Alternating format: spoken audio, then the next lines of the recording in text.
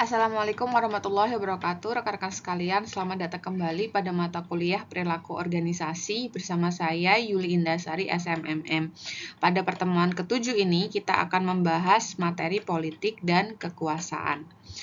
Just reminder aja bahwa pada mata kuliah perilaku organisasi kita akan membahas 3 analisis utama, yaitu terkait perilaku individu, perilaku kelompok, dan juga sistem organisasi. Pada pertemuan ketujuh ini kita sudah masuk ke perilaku kelompok, bagian materi politik dan kekuasaan. Mengapa belajar politik dan kekuasaan itu penting dalam perilaku kelompok di mata kuliah perilaku organisasi? Karena basically dalam organisasi kita tidak hanya berbicara soal kerjasama saja, tapi politik dan kekuasaan ini sangat-sangat mempengaruhi bagaimana dinamika dalam kelompok itu terbentuk, dan dinamika ini akan mempengaruhi bagaimana kelompok itu bisa mencapai tujuannya. Oleh karena itu, topik kali ini akan dimulai dari pembahasan mengenai konsep politik, kemudian taktik dalam memainkan politik di organisasi, faktor-faktor yang mendorong terjadinya perilaku politik juga akan dibahas pada pertemuan kali ini. Kemudian dilanjutkan dengan pembahasan terkait konsep kekuasaan dan jenis-jenis sumber kekuasaan menurut French dan Roven, dan juga sumber kekuasaan menurut Jones. Kita masuk ke poin yang pertama, yaitu pembahasan konsep politik. Secara definisi, politik itu mengarah ke cara individu atau kelompok menggunakan pengaruh, kekuasaan, dan strategi tertentu untuk mencapai kepentingan atau tujuan mereka di dalam organisasi. Jadi politik itu adalah soal kepentingan. Nah, bentuk-bentuk politik dalam organisasi ini bisa mengarah ke satu, yaitu membangun aliansi dengan cara bekerja sama dengan pihak tertentu.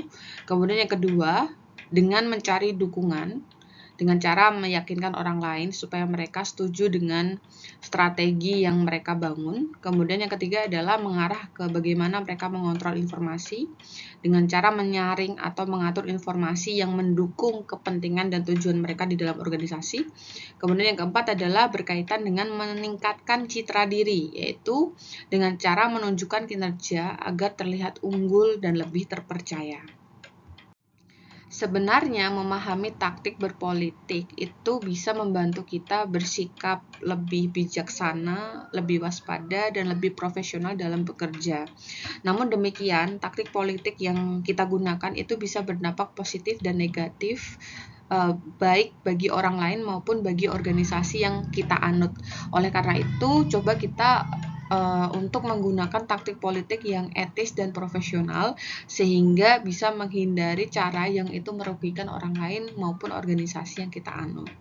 Nah, di sini di slide ini kita dibagikan atau dijelaskan beberapa taktik yang biasa digunakan dalam strategi berpolitik di organisasi. Taktik pertama adalah dengan meningkatkan ketidakmampuan pengganti dengan cara membuat diri kita itu sulit untuk digantikan oleh orang lain. Ya, caranya adalah dengan tidak membagi pengetahuan atau keahlian yang kita miliki sehingga kita itu menjadi lebih berharga gitu ya, berharga dan spesial. Ya, tujuannya bagus untuk menjaga posisi jabatan tetap aman. Jadi tidak ada yang mau menggantikan atau tidak ada yang bisa menggantikan. Tapi ini akan berdampak negatif bagi perkembangan tim tersebut atau organisasi tersebut. Nah, taktik yang kedua, kita bisa menggunakan cara dengan dekat dengan manajer yang berkuasa, yaitu tujuannya adalah untuk mendapatkan dukungan dan peluang ya. Jadi kita bermaksud untuk menjalin hubungan baik dengan atasan atau pihak yang memiliki kekuasaan supaya posisi kita tetap aman. Tapi ada dampak negatifnya, yaitu kita terlihat seperti mencari muka dengan atasan. Biasanya kan begitu ya, ada yang memilih taktik ini dan mungkin dipandang negatif oleh orang lain. Kemudian taktik berpolitik yang ketiga adalah dengan membangun koalisi, yaitu membentuk aliansi atau kelompok untuk memperkuat pengaruh. Jadi tujuan utamanya adalah untuk memperbesar kekuatan dalam keputusan. Jadi biasanya kalau kita memiliki strategi pekerjaan tertentu, kita ingin jadi direktur atau apa, kan kita harus membangun kekuatan orang-orang yang mendukung kita untuk menjadi direktur. Namun ini akan berdampak negatif bagi organisasi karena nanti akan muncul kubu-kubu atau kelompok-kelompok tertentu gitu ya dalam sebuah organisasi, dan ini tidak sehat. Kemudian yang keempat adalah mempengaruhi proses pengambilan keputusan dengan cara argumen, memberikan argumen, data, atau strategi tertentu. Tujuannya baik, yaitu untuk supaya keputusan yang diambil itu sesuai dengan kepentingannya.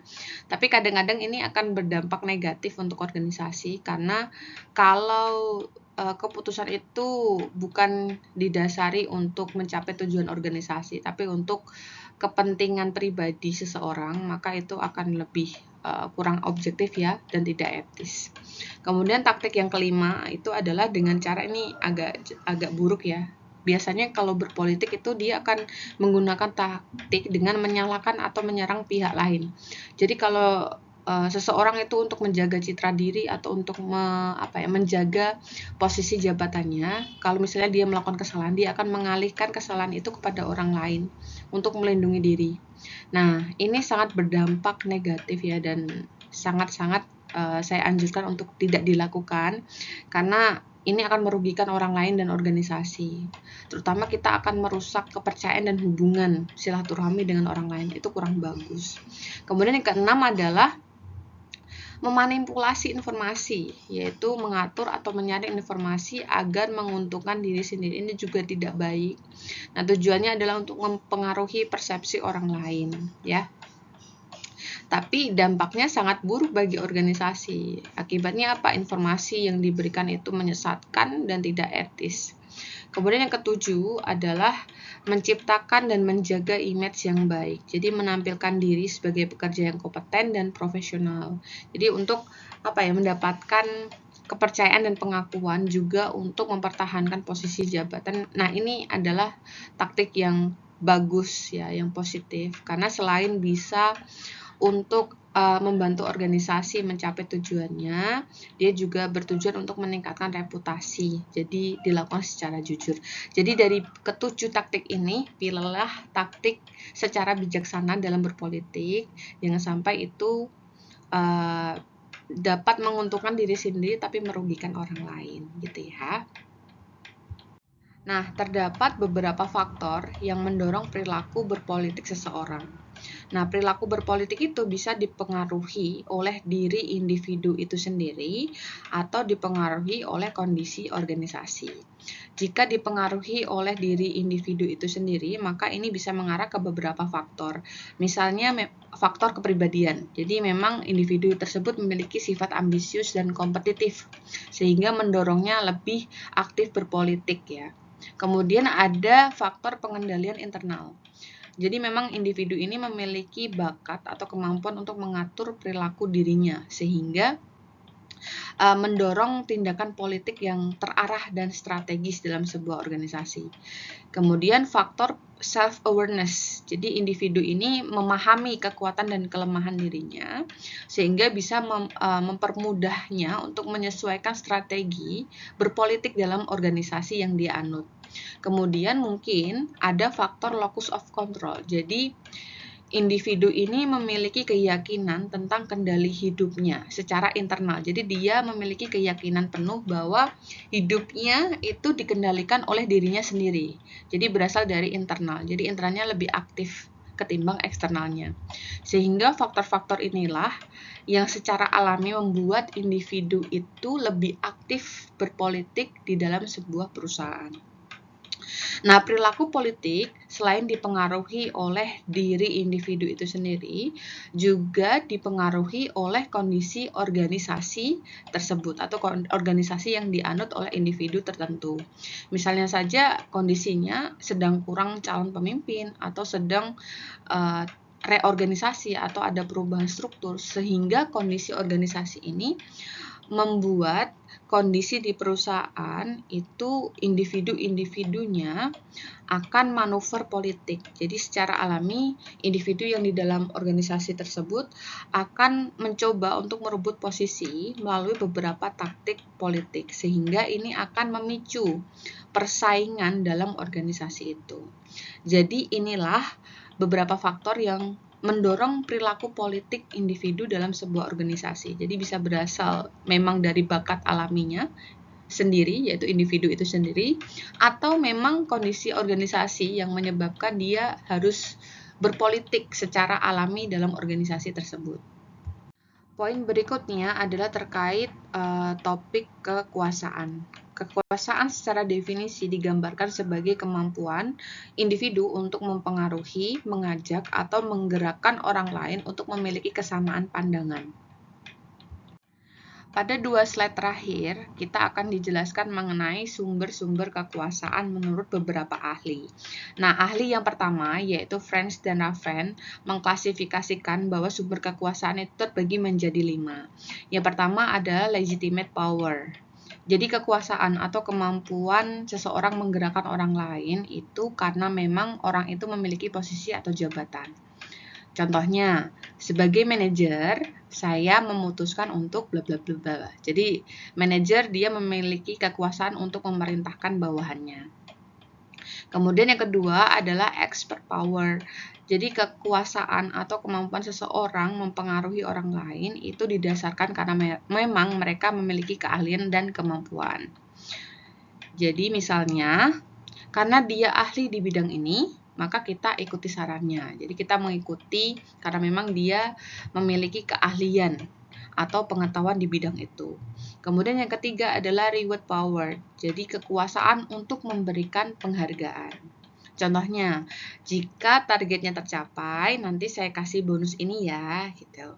Kemudian yang keempat adalah coercive power. Jadi kekuasaan dengan cara mengancam atau memberikan hukuman. Jadi kemampuan untuk mempengaruhi orang lain itu dengan cara mengancam atau menghukum. Misalnya, jika Anda terlambat lagi, maka nanti akan saya kasih SP1 ya, misalnya, atau sanksi tertentu ya, gitu ya. Kemudian yang kelima adalah referent power. Jadi kekuasaan ya, dia diikuti karena memang dia dikagumi atau disukai. Misalnya, kita mengikuti aktor yang kita senangi. Ya, saya ingin seperti dia, jadi saya akan mengikutinya. Jadi kita mengikuti orang lain, kita bisa dipengaruhi orang lain karena memang kita menyukai orang tersebut. Jadi ini adalah beberapa sumber kekuasaan menurut French dan juga Raven.